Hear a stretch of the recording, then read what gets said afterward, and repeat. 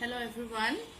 सबसे पहले तो ये वीडियो मैंने हिंदी में इसलिए बनाया है क्योंकि मेरे जितने भी फ्रेंड्स हैं जो असम से बाहर रहते हैं उन लोगों को भी इस वीडियो के जरिए ये सारी बातें समझ में आए और ये जो लड़ाई हो रही है अन्याय के खिलाफ, अपराध के खिलाफ, हमारी इस लड़ाई में हमारा साथ दे सके। एक 12 साल उम्र की छोटी सी बच्ची सुमिला रोंगहांगपी, जिसको लोगों ने जलाकर मार दिया है, ये सही में हमारे लिए बहुत बड़ी दुख की बात है।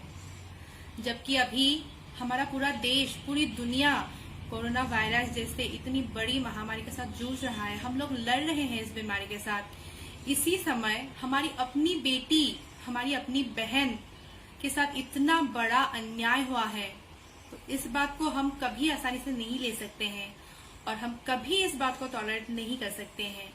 तो इस अन्याय, इस अपराध का विरोध करने के लिए हम सबको बाहर आना ही होगा। इस अपराध का विरोध हमें करना ही होगा, इस अपराध के खिलाफ हमें लड़ना ही होगा। आज उनके साथ ये हुआ है, कल मेरे साथ होगा, आपके साथ होगा। अगर हम इस अपराध का विरोध नहीं करेंगे, आज हम लोगों ने एक सुमिला रोंगहांगपी को खोया है, कल ऐसे हजारों सुमिला रोंगहांगपियों को हम खोएंगे अगर हम इस अपराध का विरोध नहीं करेंगे। तो मेरी सबसे यही विनती है कि आप लोग इस अन्याय के खिलाफ लड़िए, हमारे साथ आइए और उन अपराधियों को सजा दिलाने में हमारी मदद कीजिए।